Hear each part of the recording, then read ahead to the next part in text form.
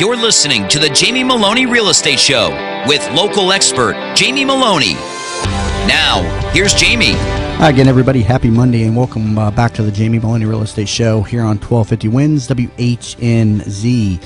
You can find this show on every Mondays at noon, so I invite you to please tune in as this show aims to become your information source for the Tampa Bay real estate market. Off the air, you can find me at my website, tampabayradio.com. We can find all of my real estate listings as well as my pre-listed properties. And also you can see all of my past shows and streamcasts via the show info page. And I have now officially been on the air for the last year. So this is actually my 1-year anniversary of doing the Jamie Meloni Real Estate Show. So pretty excited about that. I entered the radio marketplace kind of just on a whim last year after meeting with the Real Estate Radio Network. They're a national organization setting up different hosts in all the major metros to kind of get the word out that real estate is back, that real estate is a great investment for your future, and very excited to have been on the air now for 1 year. Interestingly enough, I've been selling real estate for 7 years and got into the business with absolutely no experience, and found out a little bit of an interesting piece of information over the weekend.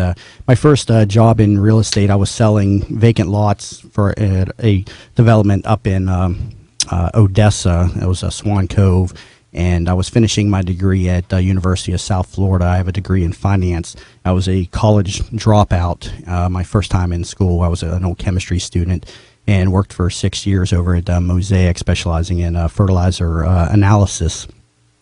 And got burnt out on that about 6 years into my mid-20s, and went back to school and got my degree in finance. And my first job in real estate, I was selling those vacant lots, although they were extremely overpriced. And I was at the peak of the real estate market in 2006, and I was at Century 21 at the same time, and I really didn't know what I was doing. I had never sold a home, and it was just all brand new to me, as I had to learn, how to be a business professional.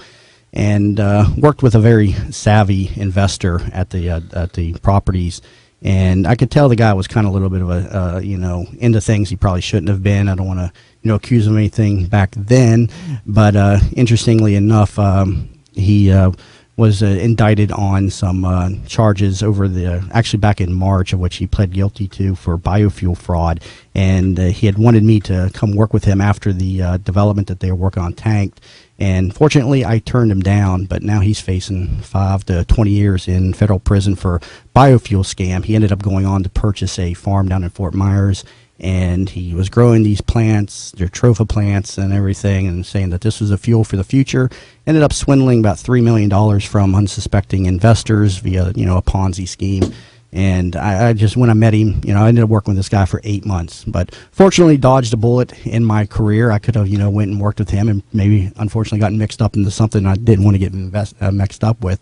That would have been great for a while. Yeah, well, soon I would have seen something like that. Right. I obviously wouldn't have gotten involved, but it's just interesting the type of people that you come across in this business. There's a lot of scam artists in the Tampa Bay region. I'm always telling people to be very cautious of who they're dealing with. This is the area of mortgage fraud and a lot of other investment scams, rental scams. I had people moved into 2 of my properties just 2 weeks ago from people that broke into 2 of my properties and moved somebody in illegally. And then, with a fake lease.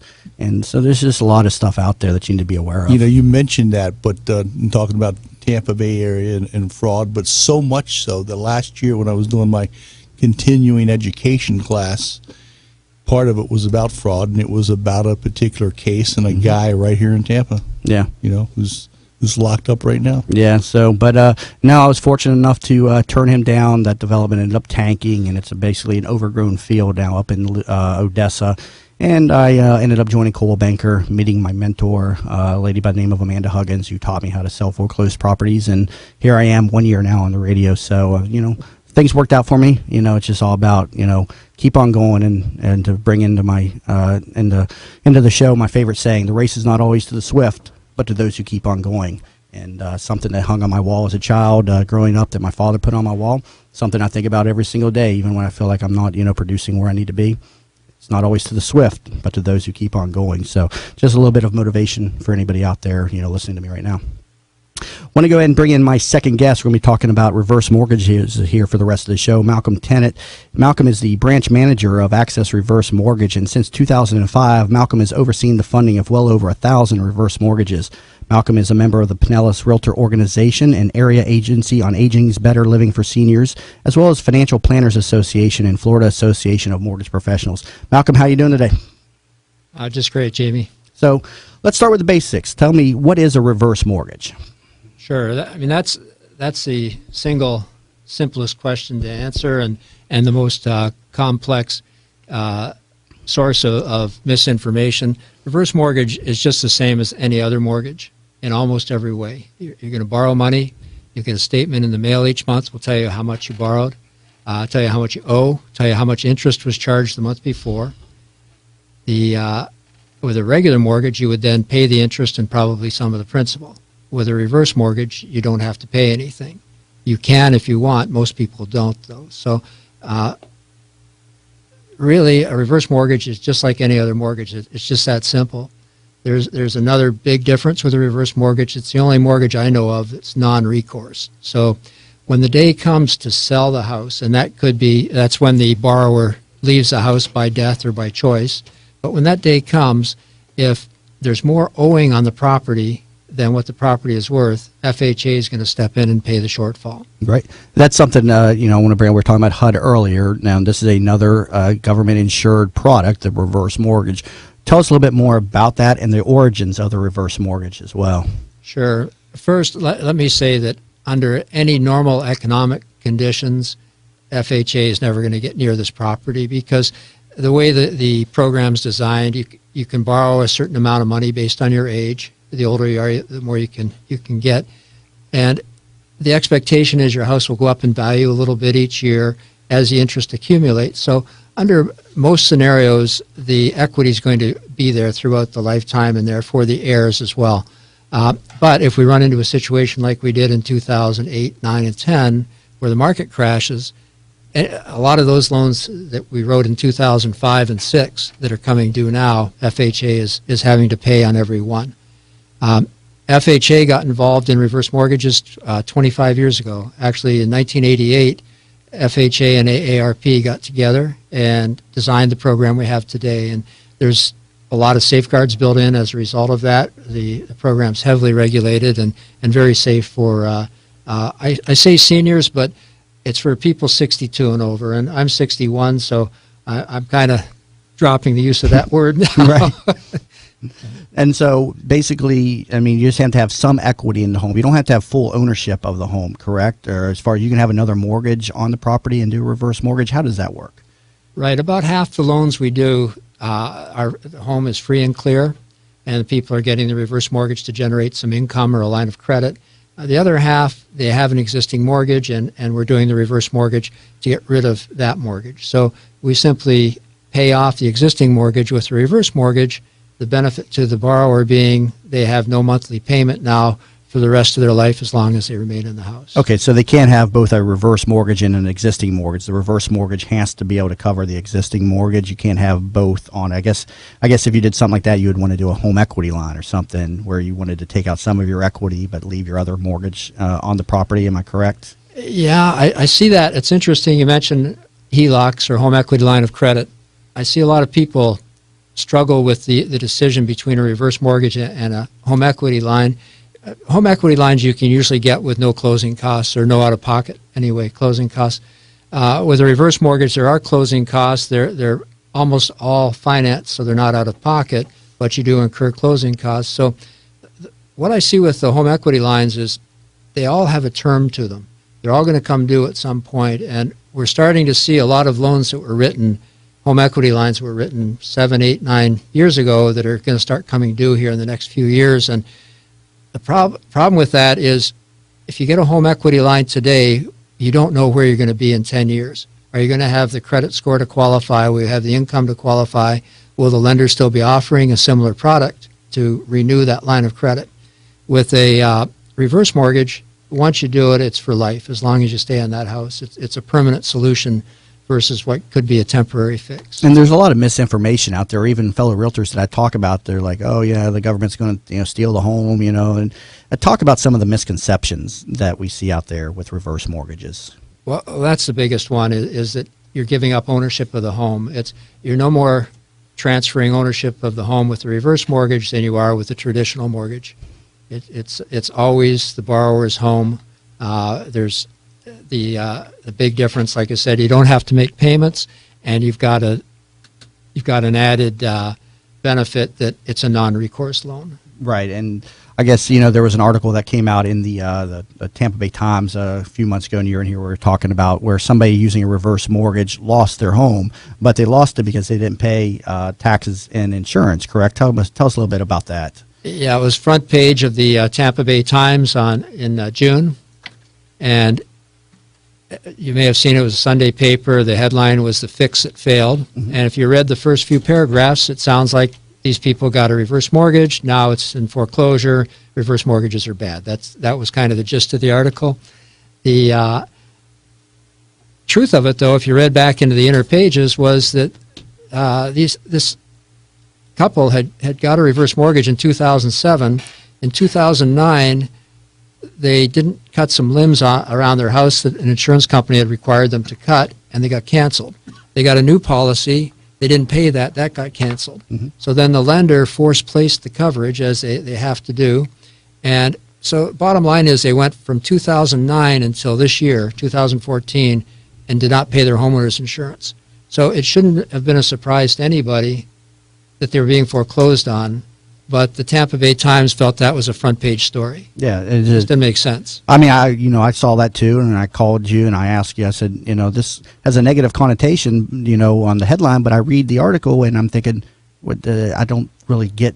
I think the writer missed the point. I mean, the facts presented a completely different story than what their headline was stating, and it was due to borrower default. Now, borrowers using reverse mortgages have to go through a counseling program as well. Talk a little bit about that.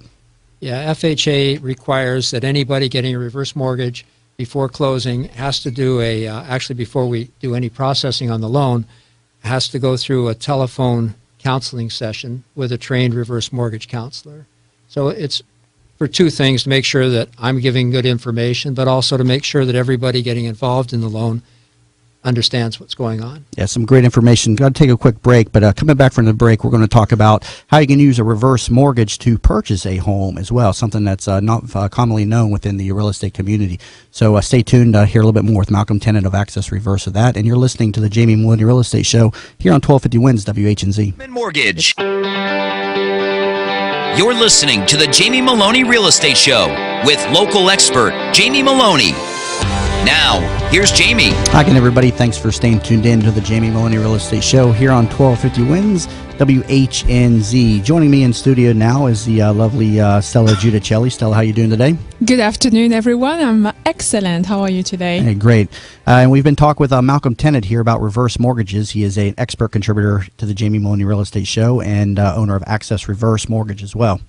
Yes, Malcolm, I'd like to ask you this. When I came in, you were talking about the article in the Tampa Bay Times, and I really think that there are, responsibilities from the news industry in, providing the correct information to the readers. And so, from your comments, really, what do you think was the impact of this article in your business and in the business of reverse mortgages? Because I'm a fan of what you do. I think, I have some clients which it really benefits. Mm-hmm. So I'm just concerned about what is the impact of this article. Sure, and I am too, Stella. I think the thing that concerns me the most about that article is how many people read the first few paragraphs, saw the headline, saw the woman crying in front of her house, and just thought, reverse mortgage bad, and will never consider a reverse mortgage, where so many people who can benefit from this program. That really is the reason I'm here today, and why I speak publicly every chance I get an opportunity, because this is a great program. It's not for everybody, but it's truly a great program. I've seen so many people benefit, really life-changing in many instances, and the press just doesn't give us a break. It's the typical article on reverse mortgage is a reverse mortgage headline, a tragic situation, the reverse mortgage had nothing to do with the situation. The New York Times had a feature story, a full page in March. There was 2 cases in there. The first one was a woman standing in front of her house crying, and her mother had died 3 years ago, and now they're foreclosing on her. Well, it's very clear to anybody who gets a reverse mortgage that the heirs have up to a year to sell the house. So it shouldn't have surprised anybody, especially not the author of the article, that 3 years later there was a foreclosure going on. I mean, it just it's not how it works. But again, how many people read that? And then on that note, when you sell the property within that year, and you pay off your reverse mortgage, and you just move on. I mean, you pay off the reverse mortgage. If there's a profit, the family keeps it. So it must have been a matter of potentially them not getting onto the case of selling the property, and had really nothing to do with the reverse mortgage. Because I don't know why she didn't sell the house in the 3 years. That was there's a lot of reasons that could have been, but yeah, it's a problem we have as an industry. Is the press isn't out there. It's starting to change, though. We're starting to see some positive articles, a lot of support from the financial planning community to use reverse mortgages as part of your retirement plan, and so it'll get better, I think, as time goes on.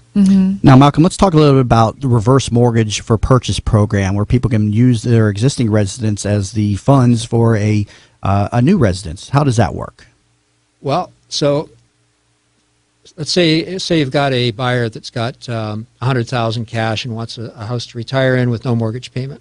So they can get a $100,000 house, or they could use a reverse mortgage and with their cash buy a house for about $200,000 to $250,000, depending on their age. So, and have the same result. They would have a home to live in the rest of their life with no mortgage payment. Under normal circumstances, there should still be lots of equity left at the end for the heirs, but there's no way to predict that any more than there was 5 years ago. But under normal economic conditions, there should still be lots of equity there. So they're not giving away their $100,000. They're just investing it along with another type of mortgage. And do you see this utilized a lot, or how do I think you mentioned this to realtors, and they're not familiar with that technique. I mean, what are you seeing out there in the Tampa Bay marketplace? Well, again, I'm spending a lot of time speaking to realtors as one group, and I think the real estate population, real estate agent population, is starting to understand it, but it's still not well understood yet. And it's just a matter of education, and that's what I encourage everybody to do, is just research reverse mortgage so you understand it yourself and don't read what's on the internet and take so you can use the reverse mortgage as a down payment basically on a much larger home. If you have like the example you used, a $100,000 home free and clear, you could either just sell it and buy a $100,000 home with the cash, or you can mortgage that with a reverse mortgage and use the down payment to buy a $200,000 home. Am I reading that correctly? Yeah, if somebody wants to downsize, for example, so they sell their house, maybe they walk away with $200,000 cash, but they want to keep some money in the bank. So they take $100,000 cash, leave $100,000 in the bank to have, and then get a reverse mortgage. We can typically get between 50 and 65, as high as 70% of value. So the down payment with the reverse mortgage purchase is higher than with a traditional mortgage, but the advantage obviously is you've got no payment. And talk a little bit about the rates, and are these all adjustable rates with the reverse mortgages, or how does that work? We have both adjustable and fixed. The lowest adjustable right now is 2.15%. So it's very very competitive rates. FHA is guaranteeing to the investors who buy these loans that the house is going to be worth enough to cover the note at the end. So investors are investing at very low rates right now. 2.15 is an adjustable. Up until June of this year, the rates could go up quite a bit, up to 12%, but that's changed now. We have a product that can only go up 5%. So a 2.15% rate with a 7.15% cap is the best available right now on an adjustable. The fixed, the lowest fixed available is 4.5%. We actually write more adjustables than fixed, just the way the programs work. The adjustables usually a little better, but I need to say also, all reverse mortgages are subject to an FHA fee of 1.25% per year on the outstanding balance. So when I say a 2.15% rate, it's really the effective cost of money is 3.4%. Okay. And what are some of the upcoming changes in your industry that you mentioned? Well, there's just been some pretty dramatic changes. August 4th, the biggest one is where you have a spouse over the age of 62 and one under 62. It used to be that the spouse had to come off title, and that created a problem if the older spouse predeceased them. Okay. What they changed now is the younger spouse basically has almost the same rights as the borrower, as the older spouse. Mm-hmm. They're still not a borrower, but they have the right to stay in the house the rest of their life with no payment due on the loan. Okay, so before they both had to be over the age of 62, correct? Well, or we had to take the younger one off the deed, which then if the older one died, the younger one had to pay off the loan somehow, sell the house or with a refi. Okay, so that sounds like a very positive change for your industry. Very good. It'll solve a lot of issues for people, which it's a pretty common situation. Mm-hmm. Actually, you can have somebody over 62 with a spouse down to age 18. Yeah, I told you on a prior show if that ever happens, I want to bring that up on the show. I'll get the people on here. Yeah, that'd be a good talk. 1862. Yeah. So that is very positive. They keep talking about bringing in financial assessment. Mm-hmm. Right now, there really is no credit requirement to get a reverse mortgage. There are certain credit issues that can derail it, federal tax liens, federally insured loans like student loans and SBA loans that are in default. But Mm-hmm. other than that, there is no credit requirement right now. Anybody can get a reverse mortgage. The other thing is a foreclosure or deed in lieu of foreclosure within 3 years. The past 3 years will stop it. But beyond that, we can get one for anybody. They keep talking about changing that. The latest is next month there's new rules coming in, minimum credit scores. And well, a lot of great information, and very privileged to have you, on the show as a expert contributor. Before we go off the air real quick, Malcolm, how can people get in touch with you off the air? Sure. Our St. Pete offices, we've been in the same location. This is our 10th year. We're on Tyrone Boulevard at 727-347-0305. Toll-free number is 800-806-7126. Our website is accessreverse.com. All right, Malcolm, thank you very much. A lot of great information. Thanks for coming in today. Thanks, Jamie. All right, and if you didn't catch that information, you can always find him up on the TampaBayRadio.com website under the expert contributors, or you can just shoot me a quick email, jamie@TampaBayRadio.com, and I will be glad to put you in touch with him. So again, if you're just tuning in, you've been listening to the Jamie Meloni Real Estate Show here on 1250 Wins WH&Z, and you'll find me on every Mondays at noon, so I invite you to please tune in as this show aims to become your information source for the Tampa Bay real estate market. Have a great week, everybody.